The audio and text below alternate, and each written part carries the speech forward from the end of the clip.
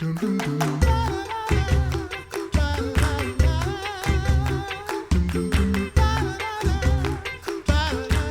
back to the Coffee Hour. I'm Andy Bates. I'm Sarah Gulseth. The Lutherans for Life conference is taking place Friday, October 21st and Saturday, October 22nd in Rock Island, Illinois. To share more about that, Michelle Bauman, she's director of Y for Life with Lutherans for Life. Michelle, thanks for being our guest on the Coffee Hour. Yeah, thanks so much for inviting me. I'm honored to be here and to be able to talk to you about the types of things that will be going on at the conference, as well as Y for Life in general. So let's start with that. What is Y for Life? Yeah, so Y for Life is the youth portion of Lutherans for Life, right? So we have kind of some branches that serve different groups of people, and Y for Life serves youth. So right now, it stands for Youth for Life. It actually was started about 10 years ago, and it started for millennials, Generation Y. But the generation that we're serving has changed. It's now Generation Z. So it's become Youth for Life in the last couple of years, because we want to make sure that we continue to reach out to all the natives, right? All of the Gen Zers that are out there. So yeah. Why is it important to have this segment of Lutherans for Life that specifically is reaching young people? Yeah, that's a great question. And the truth is, we all experience life issues, right? But we, at different times in our life, we experience different life issues. So today's youth are experiencing life issues that maybe not every age group is. They are experiencing some struggles there, and it's like in their face, right? The issues of gender dysphoria, the issues of culture, Marxism, CRT, those sorts of things. Not that we're not all experiencing them, but in a world that I think most of us would agree, and especially in a nation where most of us would agree that we've kind of moved past the Christian culture, right? We're now in a culture that is, some would say, post-Christian, or at least heading that way. Our youth are surrounded by messages that are not life-affirming. And because they're highly engaged in social media, they're getting those messages kind of, what I like to say, on steroids, right? They're getting it from all different sides, not just the community that they live in, but also the social media platforms that they're interacting with. And unfortunately, I think whereas with past generations, we might have been able to depend on the school or the general culture to at least portray a Christian mindset, or at least convey some Christian truths, or at least have an option to, right? But in many cases, when you look at the school systems and society in general, there are lots of youth that just aren't even hearing that Christian perspective anymore. And so Y for Life really seeks to fill that gap, to address life issues from a gospel motivated perspective, because they need to hear it. They need to, when they're in the classrooms, when they're on social media, they're going to hear the other side to life issues, but they need to have the resources and the language available to them to speak the truth and to speak it in love. That's what we're all about at Lutherans for Life. We want to uphold lives, and we want to do it from a gospel motivated perspective. We want to share the message that every single life is valuable because it has been created by God himself and redeemed by Jesus. And that's a message that the world needs to hear. It's a message of light and of love, of the gospel that changes lives.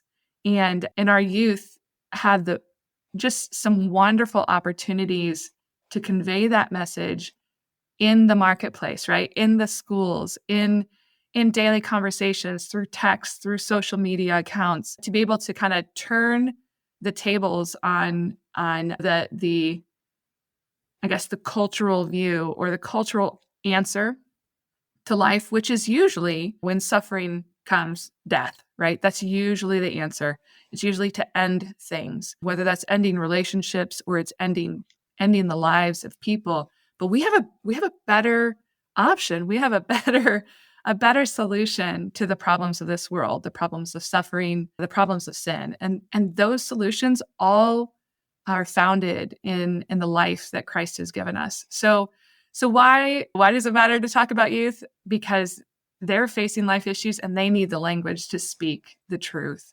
So that was kind of a long answer to your your question, but hopefully that creates the foundation needed for others to understand what we're about, what we're doing. So I think that was a helpful answer. I'm curious how you engage youth with topics today. You mentioned a nice list of topics that are Mm. sometimes challenging and difficult to discuss. How are you engaging and equipping youth to consider these life issues, and then also to go back home and engage in conversation with others about these sometimes difficult to talk about topics? yeah, absolutely. So we do it in a variety of ways. What we've found is, well, it's the pandemic taught us a great deal about relationships and communities, and we were able to be pretty nimble during that time and start some events that were online, start some educational opportunities, because primarily Wife for Life was doing like one gathering a year, and we were going into schools and giving presentations. But when COVID hit, the school component really disappeared. So temporarily, now it certainly has come back. So we do a variety of things, and one of those is still in-person presentations, and that actually is a great deal of my time during the school year, visiting high schools, Lutheran high schools, colleges, engaging people in person. I also visit elementary schools and have discussions with teachers and with students, right? So some of that is done in person through presentations and through maybe aha moments. Oh, that's right. My life doesn't depend on what others say about me, but on what God has said about me and who God has made me to be. So that's part of it.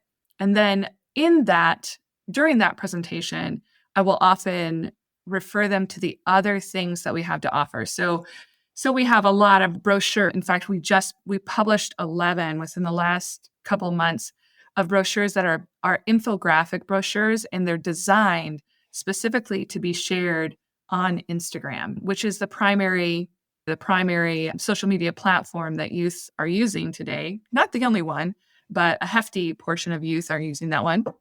And so screen by screen, they've got screenshots that they can take of facts that they can share with others. And we provide our sources, and we do it on all sorts of topics like creation versus evolution, abortion and the connection to race. We have one on two on IVF. We have some on contraceptives and the role, or maybe whether or not they should even be used in marriage. So we have lots of resources, and they're all free. They're downloadable on our site at whyforlife.org. But another thing that we do is we still have in-person gatherings, and that's even more so. We have seen a huge increase in students wanting to come and to learn. I think, again, COVID reminded us that we are people made for people, right? That we need community. And so we have a conference in Washington, D.C. every for youth. It's called Wife for Life in Washington, D.C. This year it'll be January 19th through the 21st. And it's a pretty big conference. We anticipate between 300 and 400 youth this year in attendance. And these would be high school and college students, where we give them not only information, we bring in speakers, but we give them the opportunity to participate in the March for Life. We also have something called the Wife for Life Summit. So that's, again, for high school and college students. And there we bring in speakers, but we also do a service project. So what we want to do is we want to equip them not only to speak the truth, right? And that comes in the educational component, but we also want them to do the work to uplift lives. And so we give them samples of service projects and opportunities to engage at a local level, and the facts and the conversation to do it. So we also have retreats where we bring in college and high school youth, and we teach them how to start a Wife for Life team. And we support those teams through events, sometimes financially, and through resources that they can use then to share in their own community. Speaking of in-person events, the National Lutherans for Life conference happening Friday, October 21 and Saturday, October 22 in Rock Island, Illinois. You're going to be presenting a topic. What are you going to be presenting about at this conference? Yeah, so the title is Instagram, TikTok, and Cancel Culture, Engaging Gen Z in Life Ministry. Really what we're going to talk about is how do we get Gen Z connected? How do we get them involved, right? And then I'm going to share some practical and purposeful ways that a church can do that a church can engage youth and promote for-life partnerships with them. We've got lots of adults out there doing some really great life work and youth. And what I hope to see is for them, give them some opportunities to bring that life work together. How can they partner? And if their youth aren't involved, how to get them involved? Because the truth is, Gen Zers in general, they want to be involved. They are naturally very motivated to be involved in politics, and they like groups, right? They like deep roots. They're very tech savvy. They can bring some things to the church and to life ministry that are gifts that God has specifically given this generation. So I'm hoping that will be kind of the direction of the presentation and an opportunity for people to ask questions about how to get them involved. So. Very good. Visit lutheransforlife.org and look for the conference tab. You can find more information there to register for the Lutherans for Life conference, including the presentation by Michelle to learn more about engaging Gen Z and youth, and particularly looking at social media and cancel culture as well. Michelle, thank you so much for spending some time with us, helping us learn about Why for Life and the importance of engaging young people with these important life issues. Thanks so much for being our guest on the Coffee Hour today. Thank you. You've been listening to The Coffee Hour. I'm Andy Bates. I'm Sarah Golseth.